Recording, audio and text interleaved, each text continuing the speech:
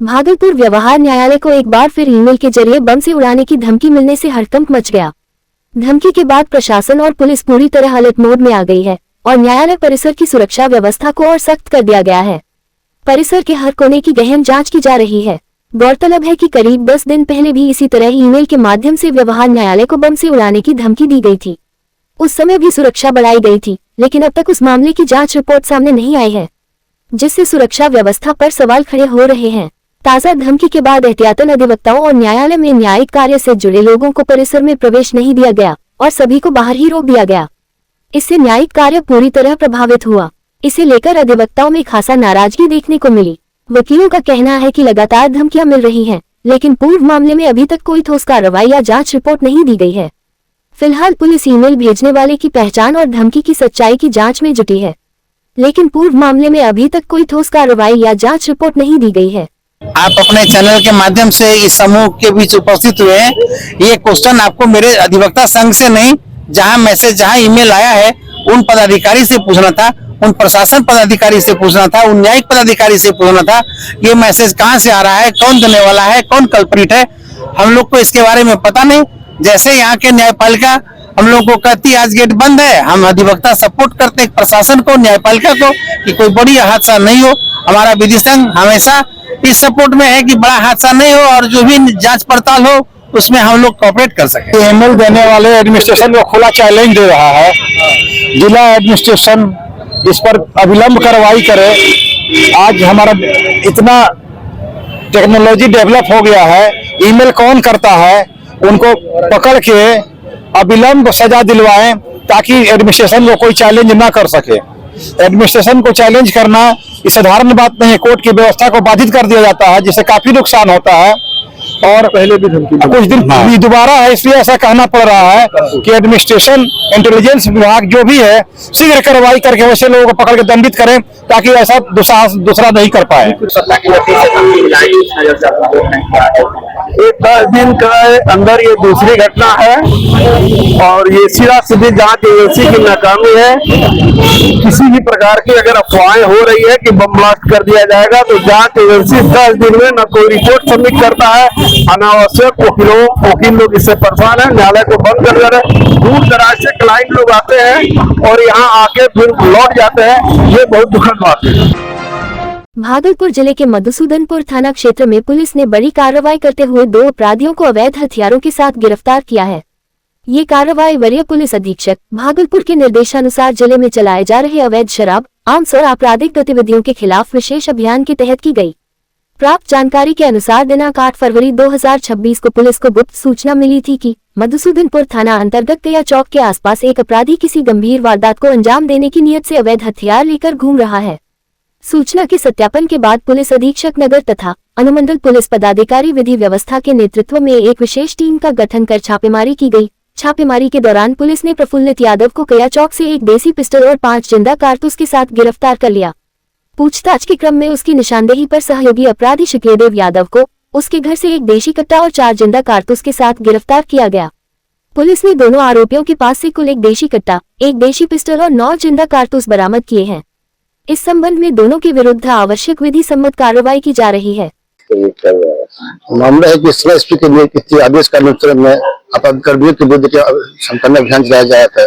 इसी अभियान के क्रम में मधुसूदनपुर थाना को सूचना मिली कि मधुसूदनपुर थाना कांड संख्या 204 के प्राथमिकी है अभियुक्त प्रभृति यादव जो कि अपराधकर्मी है, सूचना मिली जिसके आलोक में इंस्पेक्टर के द्वारा अन्य टीम का संगठन कर छापेमारी की गई। छापेमारी करने में प्रभृति यादव को गिरफ्तार किया गया और गिरफ्तार किया गया और उससे पूछताछ करने पर उनको द्वारा बताया गया कि जो घटना 204 अवधि के 25 में किया गया घटना में जो पीछे छिपा के पुलिस जगह रखा हुआ है, इसकी आलोक में छापेमारी किया गया।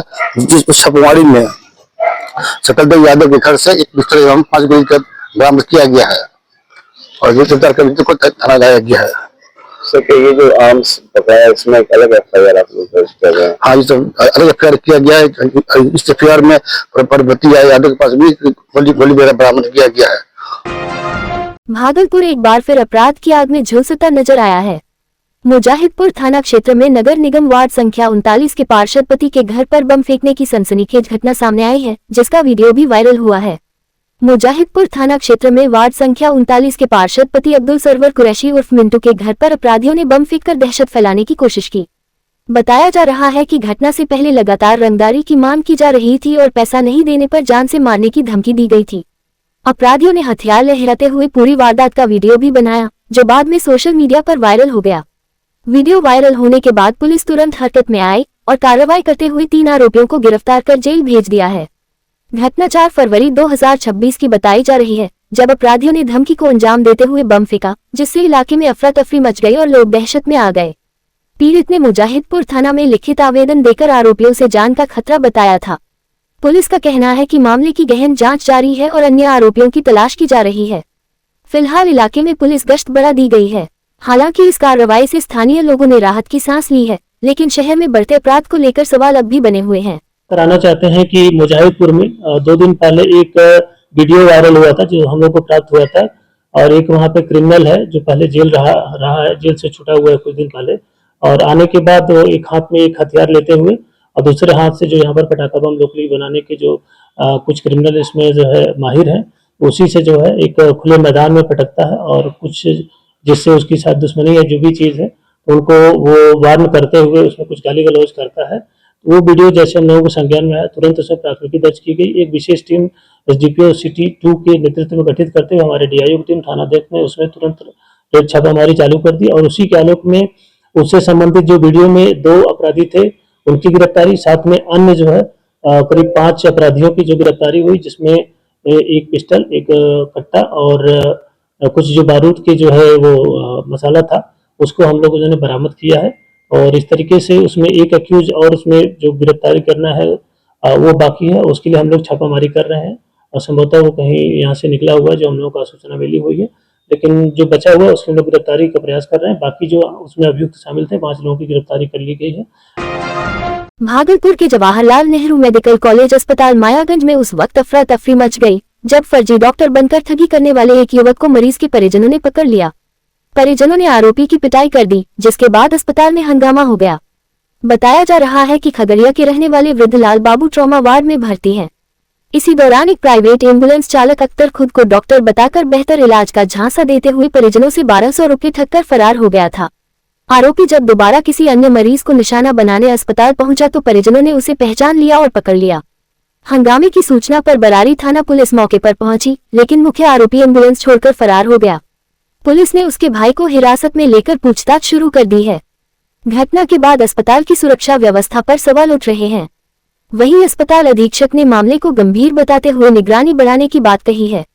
पुलिस पूरे मामले की जांच में जुटी हुई है। क्या बोला हुआ आपको? सरकारी के आदमी छे, हमरा रुपा दही कुछ बेट बढ़िया देबो। कितना पैसा कितना लिया था? 1000 रुपया अलग ले गए, 200 रुपया अलग ले कि बेट मिला देबो। नहीं दिया? 1200 दिन मिला बेट, पैसा तो दिया था? वो कहाँ ले एबो न कर रहे। फिर अभी कैसे पकड़े उसको? अभी हम जा रही घर, अभी जा रही मरैया, तब यहाँ दिन बतियाबे बतेते पकड़िए, ओकरा पानी छिटी गेले, कहलिए चल अंदर लाके गेलिए फुसला के मोबाइल छीन लिए, मोबाइल के डलवा ट्रंप सरकार द्वारा 25% टैरिफ हटाने के फैसले पर हस्ताक्षर किए जाने के बाद भारत और अमेरिका के बीच अंतरिम ट्रेड डील को लेकर टेक्सटाइल और आर्टिजन उत्पादों के निर्यात की संभावनाएं बढ़ गई है। बिहार के भागलपुर में बुनकर से एक्सपोर्टर बने जियाउर रहमान ने इस निर्णय का स्वागत करते हुए कहा कि यह भारत सरकार, खासकर प्रधानमंत्री नरेंद्र मोदी की पहल का सकारात्मक परिणाम है। जियाउर रहमान के अनुसार अमेरिकी बाजार में भागलपुरी टेक्सटाइल की खास पहचान है और वहां के ग्राहकों को वही बारीक कारीगरी और हुनर चाहिए जो भागलपुर के कारीगरों के हाथों से तैयार होता है।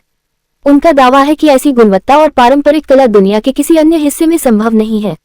उन्होंने उम्मीद जताई कि टैरिफ हटने और ट्रेड डील के प्रभाव से भागलपुर के सिल्क उद्योग को नई मजबूती मिलेगी, जिससे स्थानीय बुनकरों, कारीगरों और निर्यात कारोबार से जुड़े लोगों की आय में वृद्धि होगी तथा क्षेत्रीय रोजगार के अवसर भी बढ़ेंगे।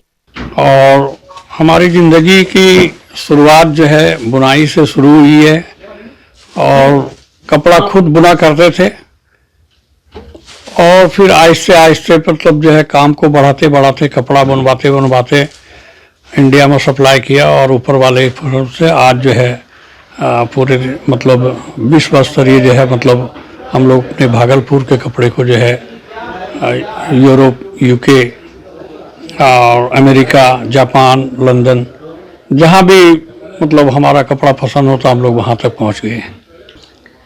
देखिए, जो कपड़ा भागलपुर में बन रहा है या यहाँ की जो हस्तकला है, हस्तशिल्प है, पूरे दुनिया में फेमस है।